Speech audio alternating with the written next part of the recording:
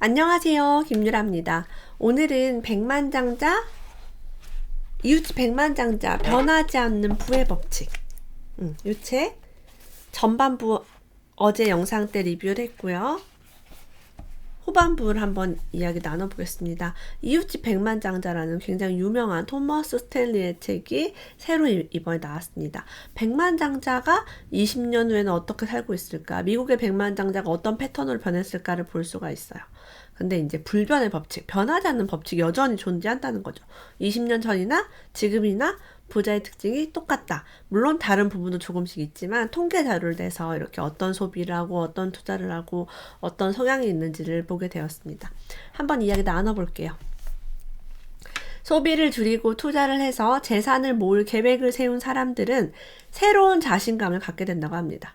자, 소비를 줄여서 자존심이 상하고 돈을 안 써서 찌질한 게 아니라 그렇게 돈을 모아서 투자를 해서 재산을 모을 계획이 있으면 나는 이렇게만 하면 10년 후에 부자가 되겠네? 몇 년 후에 뭘 할 수 있겠네? 라는 계획이 있으니까 자신감이 있게 돼요. 저도 돈을 되게 거지같이 안 쓸 때 이렇게 하면 10년 뒤에 20년 후에 부자가 되지 않을까?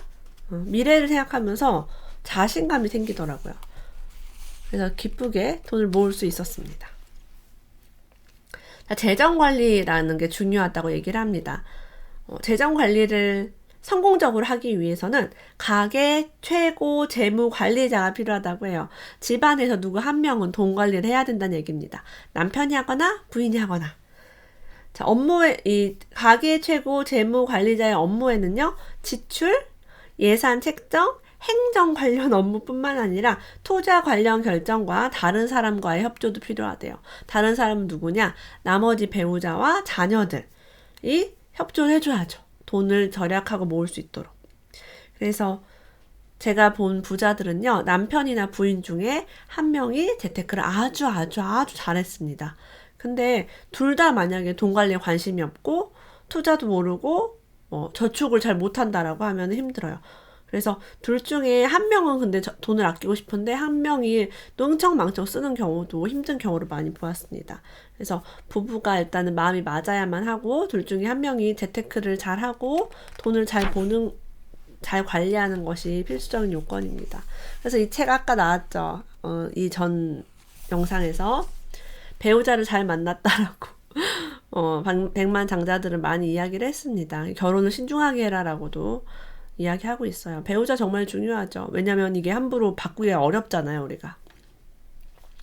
절제력을 받대요. 부자들의 절제력은 이런 것이 있다고 합니다. 우리 가정은 심사숙고해서 세운 예산을 연간에 따라서 운영된다. 그러니까 올해 얼마를 쓰고 얼마를 여행을 하고 얼마를 벌 것이다라고 예산을 세운다는 거죠. 나는 1일, 주간, 연간, 평생 목표가 명확하다. 네. 저 같은 경우는 하루 목표가 있어요. 그거를 거의 다 합니다. 못하면 밤을 새서라도 하고 그렇게 하루 목표를 꾸준히 하고 있어요. 그러면서 인생이 정말 많이 바뀌었어요.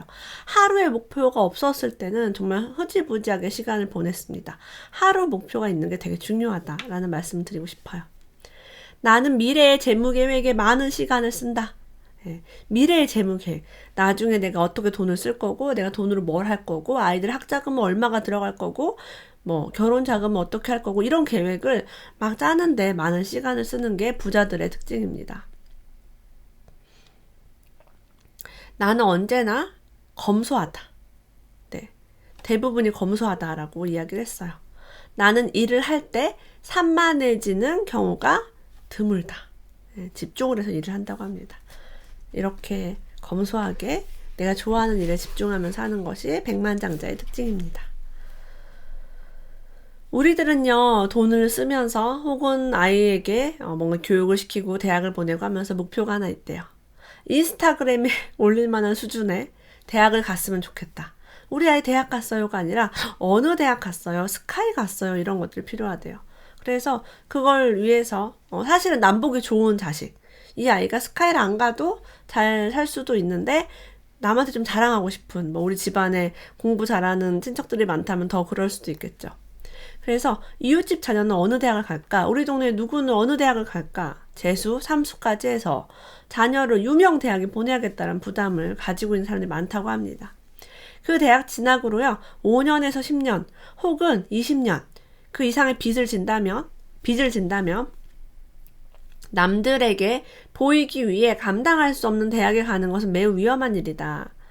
그들은 유명 대학 진학을 고집함으로써 자녀들에게 높은 부채를 지우고 경제적으로 뒤처지게 만든다. 예를 들면 아이가 유명 대학이 아니라 조금 덜 유명한 대학에서 장학금을 받고 갈 수도 있을 텐데 굳이 돈을 많이 써서 이제 그런 얘기를 하고 있어요.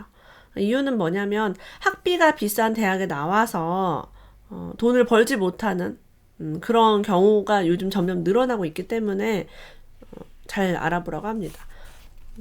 그러니까 부모님이 빚을 지면서까지 저는 교육을 받아야 한다고 생각하진 않아요. 근데 아르바이트 요즘 많이 하고 그러면서 돈을 벌면서 많이 다니고 있죠. 비싸긴 비쌉니다. 등록금이. 그죠? 차근차근 현금을 모으고 사람들이 꼭 해야 한다고 생각하는 것들이 있대요. 사람들은 뭐 이걸 해야 돼, 이걸 사야 돼, 차를 사야 돼, 여행을 가야 돼, 돈을 써야 해 라는 것들이 있는데 돈을 잘 모으는 사람은 현금을 다 모아서 그 돈으로 사업을 해서 수익을 창출했대요. 여러분이 저축을 잘하거나 새로운 사업을 통해서 수익을 창출하면요, 사람들이 싫어합니다. 여기 이렇게 써 있어요. 다음 문장을 기억하래요. 경제적으로 성공할수록 비판자들은 늘어난다. 경제적으로 성공할수록 비판자들은 늘어난다. 돈을 내가 너무 안 쓰면 야, 돈 좀 써, 짠순이. 아우, 스크루지니. 아유, 그게 뭐니. 애 학원을 왜 안 보내니. 야, 그럼 큰일 나. 애기 바보돼. 이번 휴가 때 해외여행 안 가니? 막 이런 식으로 여러분이 돈을 막 모으려고 할 때 모으지 못하게끔 방해를 합니다. 여러분이 새로운 비즈니스를 하려고 할 때 야, 그거 별로야. 화물 갔다던데.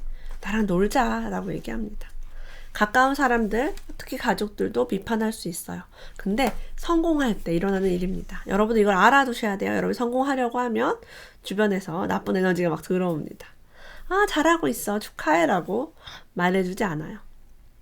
자, 백만장자들은요, 영업이 중요하다고 얘기합니다. 제가 존경하는 로버트 기요사키도 영업을 해라 라고 얘기하죠. 로버트 기요사키는 제록스라는 회사에서 복사기를 판매한 영업을 했습니다. 자, 백만장자들이 우리에게 이야기해준 영업의 경험은 그 이점은 무엇이었을까요? 영업은 얼마를 벌 수 있는지 상한선이 없다라는 거예요. 우리가 직장 생활했을 때는 연봉 얼마, 월 얼마가 정해져 있습니다. 영업직은 없어요. 더 많이 벌 수도 있습니다. 성과급제라는 것은요, 실적으로 증명하면 됩니다. 여러분이 남들보다 10배 많은 성과를 냈다면 10배 많은 돈을 벌 수 있습니다. 우리가 일한 만큼 받을 수 있는 게 영업직입니다. 영업은요, 당신을 널리 알려줍니다. 당신이 여러 사람을 만나러 다니기 때문에요, 인맥이 정말 많이 생기고요. 그러면서 이 영업을 잘하게 됐을 때 다른 회사의 스카우트가 되어 또 다른 영업을 하기도 합니다. 영업직은 매우 자유롭습니다. 어떤 면에서 영업직은 기업가와 매우 유사합니다. 여러분이 오늘 쉬고 내일 영업을 뛸 수도 있어요. 선택할 수 있죠. 영업직은 의사, 변호사, 기타 전문직만큼 교육을 받을 필요는 없지만 그 정도 수준의 높은 수입을 올릴 수 있다. 사자 직업들, 전문직 직업군만큼이나 돈을 많이 벌 수 있다는 거예요. 공부는 그만큼 할 필요가 없다. 훨씬 더 유리하다라고 할 수 있겠죠. 취업이 잘 안 된다. 월급쟁이가 되고 싶은데 어렵다라고 하면 영업을 택하는 게 나쁘지 않습니다. 성공하신 분들 중에 영업하시는 분들 출신이 정말 많아요. 판매 수당 받는 일 한번 도전해보세요. 시간을 얼마 버는 것보다 한계가 없이 많이 벌 수 있습니다. 사업을 해라 라고 얘기합니다. 월급을 받아서는 수입에 한계가 있으니까 저축도 한계가 있습니다. 사업이 성공하는 이유는 사업주가 대개 두 가지 요소를 갖추고 있어서라고 합니다. 첫 번째, 시간. 두 번째, 돈입니다. 시간과 돈을 가지고 있기 때문에 사업가는 성공합니다. 사업이 수익을 내기 전 몇 개월, 심지어 몇 년 동안 안정된 급여 없이도 버틸 수 있는 금전적 여유가 있어야 한다라고 얘기해요. 보통 식당을 한다고 해서 새로운 사업을 한다고 해서 바로 잘 되지는 않습니다. 6개월 혹은 1년 동안 손님이 없을 수도 있어요. 자, 돈이 있는 사람과 경험이 있는 사람이 만나게 된다고 합니다. 경험이 있는 사람은 돈을 갖게 되고 돈이 있는 사람은 경험을 얻는다.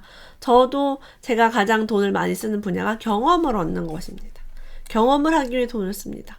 상대방은 돈이 없지만 경험이 있다면 그 경험을 돈 주고 팔 수 있습니다. 정말 많은 컨텐츠가 돈이 됩니다. 여러분이 보고 있는 이 유튜브도 어떻게 보면 경험과 컨텐츠가 만나서 중간에 광고 마진으로 돈이 생기는 거죠. 앞으로는 여러분 경험으로 돈을 버는 시대입니다. 학위나 학벌도 물론 중요하지만 경험도 매우 중요합니다.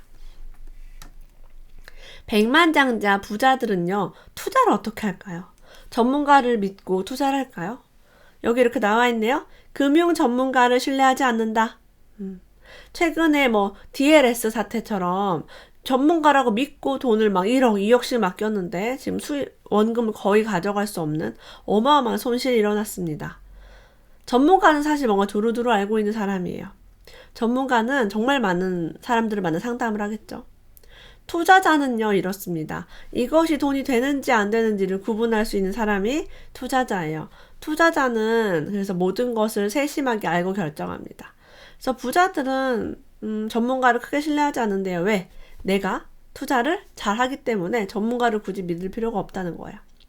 투자 자문가에게 크게 의지하는 백만장자 투자자는 3분의 1 이하다라고 합니다.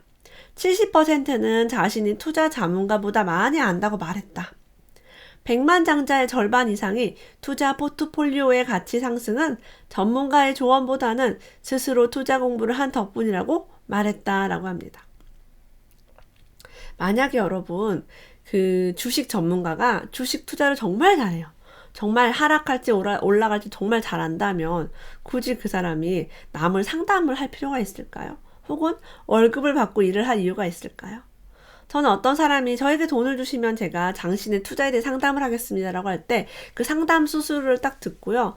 저 사람이 지금 하고 있는 걸 보니까 돈이 없는 것 같은데? 돈이 없으니까 상담료를 받으면서 상담하고 다니는 거 아니야? 정말 저 사람이 돈을 저렇게 탁탁탁탁 잘 찍고 돈을 번다면 저런 일을 왜 해? 그렇잖아요. 상담이 재미있어서 물론 하시는 분도 있겠지만 저는 어쨌든 믿음이 안 가더라고요. 그래서 어지간하면 자문을 저도 구하지 않는 편입니다. 정말 세금 같은 거는 제가 모르니까 이제 그런 거는 자문을 구하는데 이거 투자할까요 말까요는 많이 구하지 않고 법적으로 복잡한 거 그런 건 또 법 아시는 분에게 또 연락해서 물어보고 그렇게 합니다. 그래서 진짜 부자들은요 공부와 조언에 투자한다라고 합니다. 재산 형성을 목적으로 할 때요. 소득이 10만 달러 이상이 되면 우리 돈으로 한 1억 2천만 원 정도를 얘기합니다. 이 정도 이상의 소득이 되면 얼마를 더 버는가 보다는 이미 가진 돈으로 무엇을 할 수 있는가에 더 집중하게 된다고 해요. 왜냐하면 일단 억대 연봉자가 됐을 때는 수입이 충분하게 생기기 때문에 남은 돈을 뭘 할까? 주식을 뭐를 살까? 이런 식으로 고민을 하게 된다는 거죠. 부자들은 소비가 아니라 투자에 가능한 모든 돈을 투입하는 경향이 있다. 별표하겠습니다. 부자는 소비가 아니라 투자에 가능한 모든 돈을 투입한대요. 1000이면 1000, 2000이면 2000, 5000이면 5000을 최대한 투입을 합니다. 그들은 투자를 연구하고 계획하는데 1년에 평균 100시간을 쓴다라고 해요. 그래서 투자를 공부하기 위해서 부자들은 시간을 쓴대요. 근데 수입이 낮고요. 재산이 낮은 사람들은요. 투자와 연구 계획에 더 적은 시간을 쓴다고 합니다. 일단은 시간이 없을 수도 있고요. 돈이 없으니까 투자에 관심이 없을 수도 있어요.